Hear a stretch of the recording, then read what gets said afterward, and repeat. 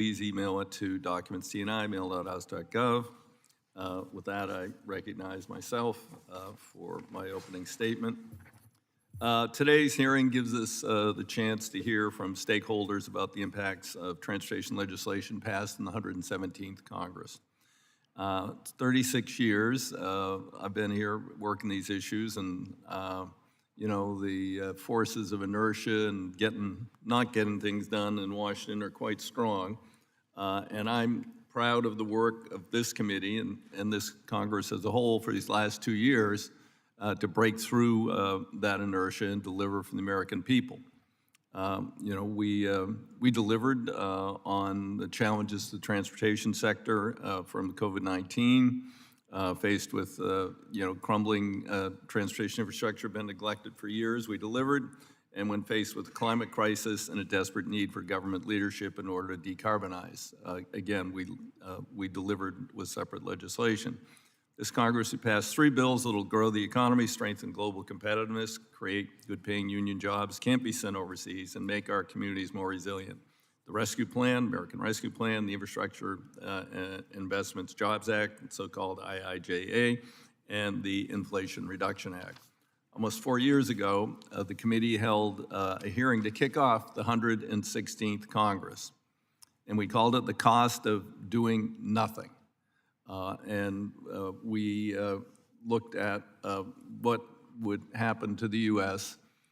If we continued to kick the can down the road on the major investments needed for infrastructure.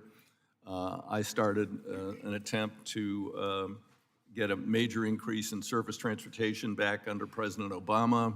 He killed it because he was afraid of us raising the gas tax. Donald Trump came in, promised us $2 trillion, delivered nothing. And then finally, under this president, we passed twice legislation out of the House through a real legislative process, many hundreds of amendments, many hours in committee, many hours on the floor. And then, unfortunately, because of the dysfunction of the Senate, the president had to resort to a negotiated deal. It incorporated, it basically matched the funding we had put forward. It incorporated some of the work we did. It did not incorporate other parts, but that's where it is. When you're dealing with one body that is totally dysfunctional and incapable of legislating. We got it done. Biggest investment in transportation infrastructure since the Eisenhower era. I mean, actually larger than that, and very long overdue.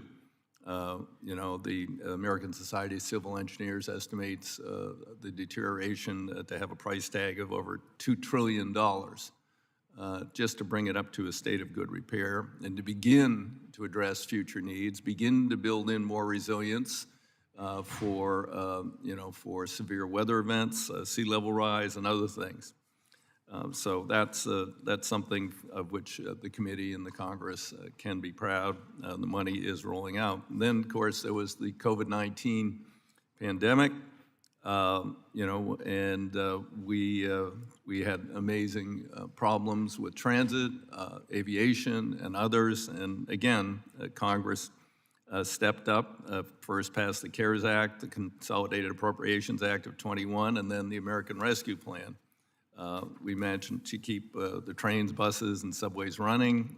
We saved the aviation industry by keeping the employees paid and in status, not directing money as a bailout to the airlines themselves, as was done in 01 and 08. We prohibited the airlines from stock buybacks, furloughs, executive compensation, and the corporate stockholders, would not directly benefit from the federal funds. We had, obviously, people actually continue to work in transit, and some actually contracted COVID and died, providing critical services. We had people in aviation contract COVID and died. But we maintained those vital industries through a very, very dark time. And I look forward to hearing from Sarah Nelson what the Association of Flight Attendants, Greg Regan of the Transportation Trades Department, about how they came through and their members came through the pandemic. And I already referenced the surface transportation bill. You know, we have got a $100 billion deficit to bring transit up to a state of good repair, let alone providing new transit options to people to help them get out of congestion, get out of their single occupancy vehicles, and get to work in a timely fashion. We also, you know, have we have 42,966 bridges on the national highway system in need of substantial repair or replacement. And there's $40 billion dedicated in the IIJA. It's not going to take care of all of them, but we're finally going to begin to address that and not see the number growing, but see the number of bridges going down. You know, so we'll hear today from Dr. Adam Hirsch estimates that the IIJA's additional infrastructure spending will support 700, and pretty precise here, 772,400 jobs, not 72,000, not one more or less, I'm not sure. But anyway, that's a lot of jobs. And there's a multiplier effect to the economic benefits for the communities where projects take place, and with these good paying jobs, trickles down through the whole economy, particularly small business, Main Street businesses, and others. And then climate, transportation sector, and this is a point of some difference. We do a lot of things bipartisan on this committee, but I believe we must address the issues regarding climate through transportation issues. You know, surface transportation is the largest single contributor of greenhouse gases in the United States. And you know, we need to begin to meaningfully address those.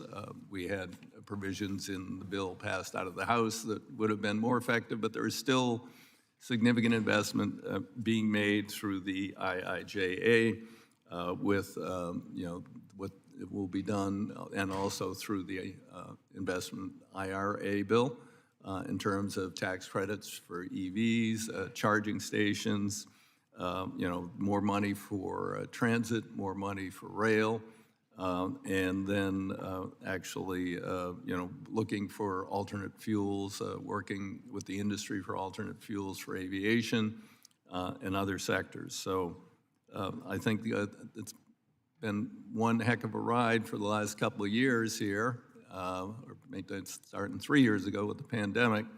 And I think we can be very proud of what we've accomplished, and in good part generated by this committee. With that, I'd be happy to recognize the ranking member.